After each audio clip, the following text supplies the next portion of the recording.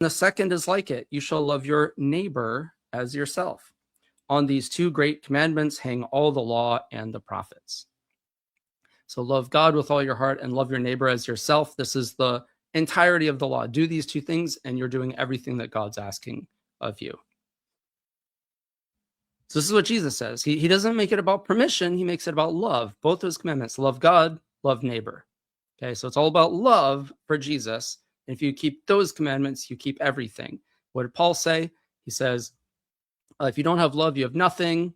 And if you're eating the animal flesh that's offending the vegans, then you're not walking in love. So you don't have that one most important thing. And you can't do the two things Jesus says to do, which are both starting with love if you don't have love. So if you're eating the animal flesh, you can't do either of the things that Jesus says are the most important things. So let's continue in 1 John chapter 4. So this is the epistle of John, not the gospel of John. So this is 1 John chapter 4.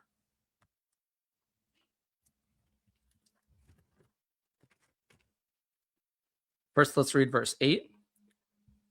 He who does not love does not know God, for God is love. So if Paul is saying, if you're eating this animal flesh, you don't have love. And he says, and then John says, he who does not love does not know God, for God is love. Well, you don't know God then if you're eating this animal flesh and failing to show this love.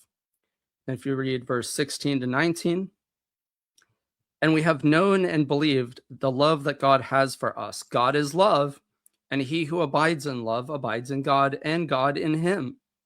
Love has been perfected among us in this, that we may have boldness in the day of judgment, because as he is, so are we in this world. There is no fear in love, but perfect love casts out fear, because fear involves torment, but he who fears has not been made perfect in love. We love because he first loved us.